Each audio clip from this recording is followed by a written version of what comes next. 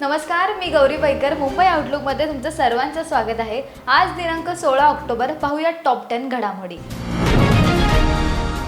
विधानसभा निवडणुकीचं सत्र सुरू होताच महायुतीत मोठे धक्के बसायला सुरुवात झाली.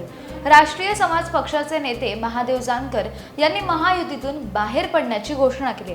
महादेव जानकर यांचा पक्ष आता राज्यात स्वबळावर निवडणूक लढवणार आहे. गेल्या काही दिवसांपासून महादेव जानकर हे महायुतीमध्ये नाराज असल्याची माहिती होती. त्यामुळे आता नाराज महादेव जानकर यांचा राष्ट्रीय समाज पक्ष आता राज्यात सर्व जागा स्वबळावर लढवणार आहे. मुख्यमंत्री एकनाथ शिंदे, उपमुख्यमंत्री देवेंद्र फडणवीस, उपमुख्यमंत्री अजित पवार यांची आज संयुक्त पत्रकार परिषद पार पडली. महायुती सरकारने 2 ते 2.25 वर्षांच्या कार्यकाळात असंख्य कामे केली आहेत. केलेल्या कामांचा रिपोर्ट काढायला हिंमत लागते आणि ती हिंमत महायुती सरकारकडे. पायाभूत सुविधांमध्ये महाराष्ट्र हा पहिल्या क्रमांकावर आहे. आम्ही एवढी कामे केली की ती रिपोर्ट कार्डमध्ये देखील सामावत नाहीयेत. महाविकास आघाडीच्या काळात विकास कामांमध्ये ब्रेक लागला होता.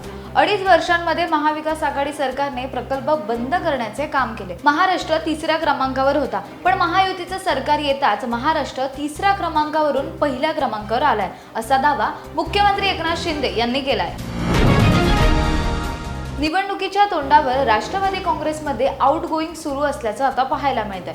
आज झालेल्या पत्रकार परिषदेत या संदर्भात प्रश्न विचारला असता अजित पवार हे काहीसे चिडलेले पाहायला मिळाले. तुमच्या पक्षातून मागील काही दिवसांपासून आमदार आणि नेते बाहेर पडत आहेत, याबाबत तुमचं मत काय, असा प्रश्न विचारला असता मी खंबीर आहे. तुम्ही सांगत असलेली माहिती ही खोटी आहे. अतुल बेनके कुठेही गेलेले नाहीत.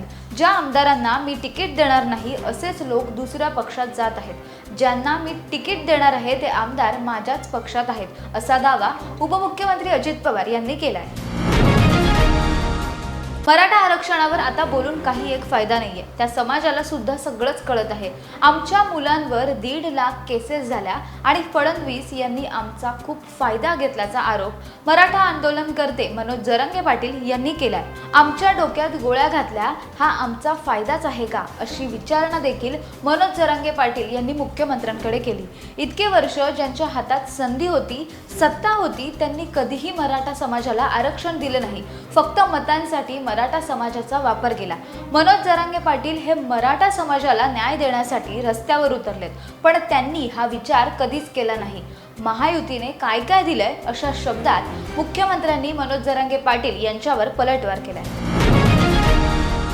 आचारसंहिता लागू झाल्यानंतर राजकीय घडामोडींना अधिकाधिक वेग लागल्याचं पाहायला मिळतं. अशातच अनेक पक्षातील काही नेते आणि आमदार ही आपल्या पक्षाची साथ सोडून इतर पक्षात प्रवेश करत असल्याचं दिसून येतंय. अजित पवार यांच्या गटाचे प्रवक्ते उमेश पाटील आणि शरद पवार गटाचे खासदार धैर्यशील मोहिते पाटील यांची आज पुण्यात भेट झाली. उमेश पाटलांनी काल शरद पवारांची पुण्यात भेट घेतल्यानंतर घडामोडींना अधिकाधिक वेग आला होता. महाराष्ट्रात विधानसभा निवडणुकींचे बिगुल अखेर वाजले.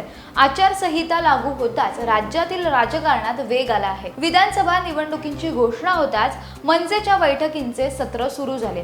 मनसे अध्यक्ष राज ठाकरे यांच्या शिवतीर्थ निवासस्थानी बैठक पार पडली. त्यावेळी त्यांनी विधानसभा निवडणुका मी लढवणारच. माझ्या सभेत सहज म्हणून किंवा कार्यकर्त्यांचा सहकार्यांचा उत्साह वाढावा म्हणून मी काही बोललो नाही. विधानसभा निवडणुका आम्ही जिंकू आणि सत्ता आणूच. माझी भूमिका मी मांडली आहे, असं राज ठाकरे यांनी स्पष्ट केलंय. निवडणुका जाहीर झाल्यानंतर ठाकरे गटाचे नेते अंबादास दानवे यांनी सोशल मीडियावर एक पोस्ट करत शिंदे गटाला डिवचलंय. अंबादास दानवे यांनी पोस्ट करत असं म्हटलंय की आत्ताच दिल्लीच्या वजीराने मिंदे आणि त्यांच्या गटाला त्याग शब्दाचे महत्त्व सांगितलंय म्हणे. खेळ सुरू झालाय. आता तत्व वगैरे सांगून शिंदे गटाच्या जागांची प्राथमिक छाटणी होईल. मग येतील सर्वे, मग येतील उमेदवार बदलण्याच्या अटी.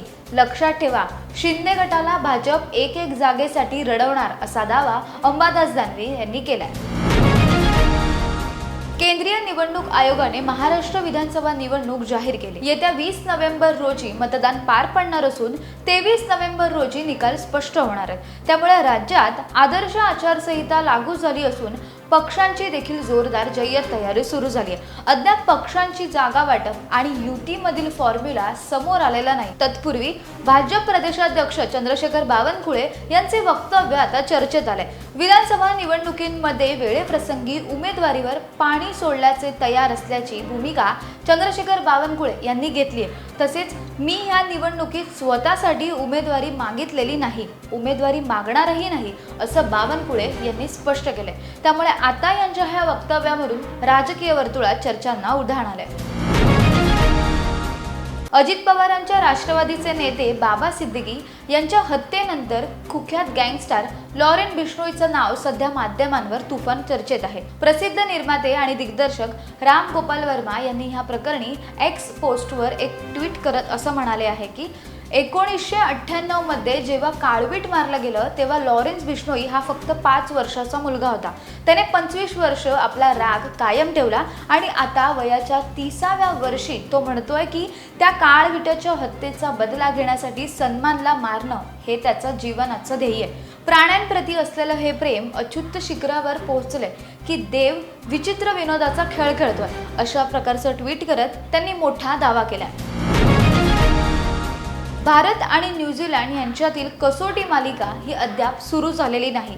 हा सामना आजपासून म्हणजेच 16 ऑक्टोबर पासून सुरू होणार होता, मात्र सततच्या पावसामुळे हा खेळ होऊ शकला नाहीये। त्यामुळे पंचांनीही 2 ते 3 वेळा मैदानाची पाहणी केली आहे, पण पहिल्या दिवसाचा हा खेळ रद्द करण्यात आला।